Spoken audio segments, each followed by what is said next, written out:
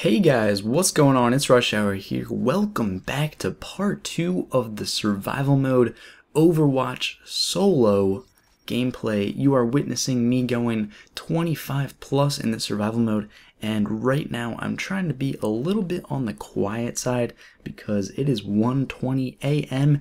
and I am doing this commentary because I promised you guys I would be uploading it on Friday, and today is Friday, but I have school, so I wanted to upload this for you right after school so you guys can watch this awesomeness. So here we go. Right off the bat, I purchased myself Revive and replenished my flashbangs, and basically this is wave 20, and this is a wave right after the Juggernauts came in.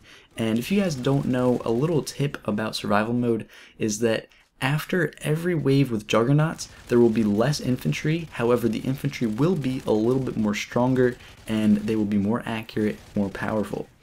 So right here, I just cut across the middle because all of the guys on the radar are grouped up where I just was, and I'll be able to reload and just pick them all off in one big swoop.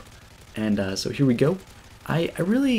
One thing that I wish I did more in this gameplay is that I wish I spent more money. I wish I bought more Riot Shield crews. I wish I bought more Delta squads, stuff like that, that would have helped me out in the long run, that I didn't do, that I regret doing, or regret not doing, I should say. So wave 20 is now complete, and we are entering wave 21. And if you guys don't know already, this is the route that I was taking. You stand in the corner of the shadow and you wait till 1, and then you just go. And you go up the staircase here, you turn left, and then you go straight. And then after you go straight and turn left out of this doorway, there should be 3 guys waiting for you. Here's 1, and then here's 2 more. And this is basically every single time you run that route, that's going to happen. And that's due to the programming of the game. That's why it's called a route. You know, like, if you take the same exact route the same time, the enemies will be in the same exact spots at the same time. So right here, I was getting a little bit overrun, and I just cut across the middle, hide behind this box of good goods. And so yeah, just pick them off here. It's not really that hard to do as long as you have the same route that you're taking each time. I explained the route that I was taking in part 1, but I'm still using the same exact strategy as before. So here we go. Wave 21 is complete, and I'm just replenishing my ammo, and I currently have $36,000. I really should be spending that, but I didn't, and if I did, I probably could have gotten to wave 30 plus. So here we go, we're doing the route again, and right as I turn this corner, there are 1, 2, 3 guys at the bottom of the staircase. So it's like, I don't know, how did I not kill that guy? I was hip firing the crap out of him, and he just didn't die. So if you look at the radar right now, everyone is basically to my left, or straight ahead of me, I should say. And I went into this tunnel just going ham, and I got tons of kills, got my kill streak right there. And I was getting a little bit cornered. There was a couple guys behind me and lots of guys in front of me, so what I decided to do was go to the side where less people were and just defend myself. And I talked a lot about different just general strategies of survival mode in part 1, and one of them being that you should never stick in a corner and get yourself cornered, because that will result in an early failure. Because if you sit in a corner the whole game, then all the enemies will just be coming into that corner, and if you don't have any escape routes, then you're going to die, because as soon as you get cornered, you're basically screwed. So what one of my strategies for survival mode is basically just keep running around, know your exit routes, and know where the enemies are at all times by looking at the radar. And since in survival mode you have a constant UAV, you can tell exactly where the enemies are coming from and which routes they're going to be taking according to your location, their location, and the radar. So that's just a general tip for you guys about survival mode. And one of the things I would suggest, just, you know, getting to higher waves in general in survival mode, is that you should really like, you know how at every start of a round it says 5, 4, 3, 2, 1? If you start in the same exact spot every time that clock hits 1, and then you take the same route every time, and you just get used to patterns in your survival modes, I feel like people can get a lot farther than you can if you mix up the rounds every single time you play them. You know what I'm saying? Like, if you change up your style every round, then you're probably going to encounter some rounds that'll be failures and some rounds will be success. So what you want to do is you want to find a pattern that will be successful 95 to 100% of the time. And what would make it be 95% instead of 100 is just simple errors on your part, maybe taking a wrong turn or something like that. And I noticed in survival mode, little things that you do can result in huge consequences. For instance, not killing a dog that's running behind you, or not hugging the walls when an attack helicopter is coming for you. Stuff like that that can trip you up in survival mode and result in a huge failure very quickly, that you need to be careful of. So right here we've got ground support and 2 juggernauts coming in. A juggernaut is coming in right ahead of me, but there's no ground support, so what I decided to do is just run right by him. He wasn't going to take me out right there. If I just stayed there, he would have, but I kept running away from him. And look at this, there's 3 attack helicopters, 2 juggernauts, and ground support following me. So what I decided to do is take some cover here, kill the attack dog, and take cover from the attack choppers, because those things can come into these windows and shoot you even though you're inside this building. Sorry about that. So basically what I was trying to do was take the dogs out first, and then take the attack helicopters out, and then take the ground support out, and then finally the juggernauts. So you should always take things out one by one, you know, never think that you're going to run out of time. There's no time limit on Waves of Survival mode. You have all the time in the world to play your game. And right here I decided to take out the first attack helicopter. What this does is it just eliminates 1 out of 3. And once you get 1 out of 3, it's easier to take out the other 2.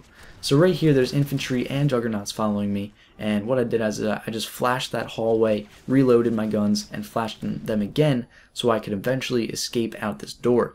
And there's 2 attack helicopters. That was a dangerous move, but I think I timed it perfectly so that I was underneath of this attack helicopter while he was shooting me. And if you guys don't know, when you're directly underneath an attack helicopter, it cannot hit you. So that's one thing you should keep in mind whenever you're playing survival mode. If you run into a tight scenario and the attack helicopter is right above you, you should always just, run underneath of it, and you can't get hit from it. So right here, there's 2 juggernauts, infantry, and an attack helicopter hitting me. You can actually listen to the attack helicopter, and you can hear its machine guns like revving up. It's kind of like a turret. If you ever used a turret in Baccarat or any other map that has a turret, I think that's actually the only one. But you can basically just rev up the turret and then start firing, and that's exactly what the attack helicopters do. So you can actually listen for when the attack helicopters are going to hit you. Also, the attack helicopters never fire when they're moving. That's another tip. So basically right here I got dropped into the last stand. I know there's a juggernaut, and I know I took down that attack helicopter. So I was just focusing on this one guy, had to kill him to get myself revive up. So what I did is I just ran away, took some cover down here, and I had 1 flashbang left, but I didn't really think I needed it. I just reloaded all my guns, took out the rest of the infantry, and I was left with the 2 juggernauts. And that was how I executed Wave 24. It was pretty tough when I was thinking about it. When I was actually playing it, there was so many things running through my mind. I was constantly looking at the radar, and I was just thinking about all my escape routes and stuff. And right here, that was actually a pretty close call, because if I got down from those juggernauts, I would have lost the game because I didn't have any self-revives. You really got to be careful with juggernauts, because those things just don't stop firing. They're basically just like a lock-on target system. I don't know what to call it. But what I did was I just stuck to the walls, halo jumped around corners, and dodged, ducked, dipped, and dived around those juggernauts. If you guys didn't catch that dodgeball reference. So what I did was I picked up a body armor and my self-revive just to ensure my safety of these juggernauts. And what I did is I just hid behind this little box, head glitched a little bit, and these guys barely even hit me, and I took out both of them in 1 clip. So that is Wave 24 for you.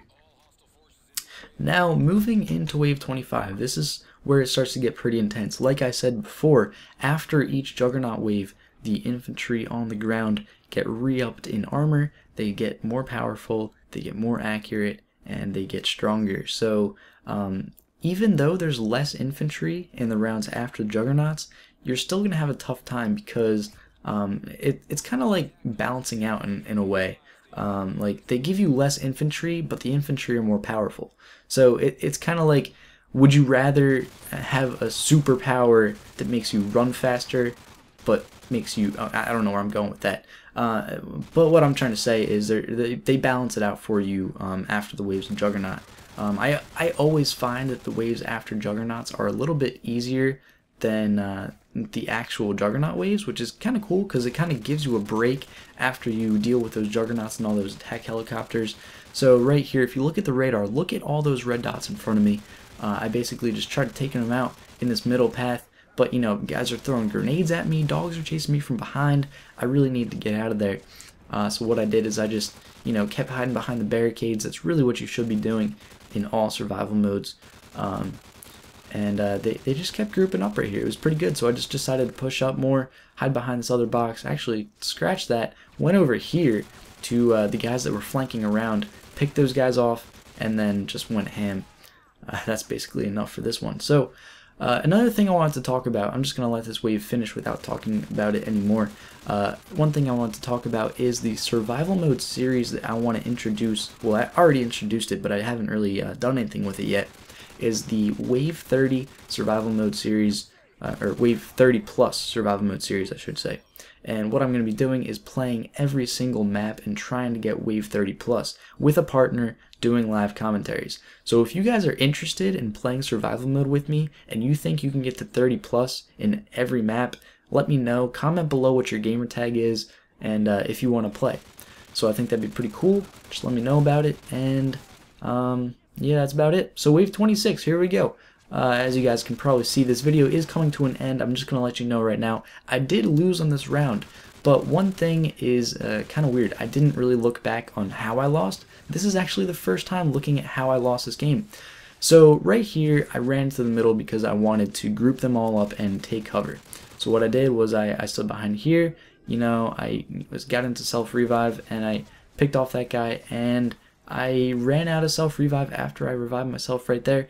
And the equipment store is all the way, okay, yeah, that's what happened. I was going to shoot that guy and he just like auto-locked on me. That was kind of BS, but what can you do? I hope you guys enjoyed the survival mode Overwatch 26, or Wave 26, and stay tuned for the recent videos. Hey guys, welcome to the recent videos page. If you missed any of these recent videos, you can click the annotation on screen to get a link to that video. On the left side of the screen, you can check out my video where I talked about clan operations becoming available on Call of Duty Elite. And on the right side of the screen, you guys have probably already watched that if you've seen this video. It's the part 1 of this survival mode. You can just check out some more tips and tricks. And if you guys haven't subscribed already, please click that button in the top right and check out my links in the description. You can visit my Facebook and Twitter page to stay up to date with more videos. So I'll talk to you guys later. Peace.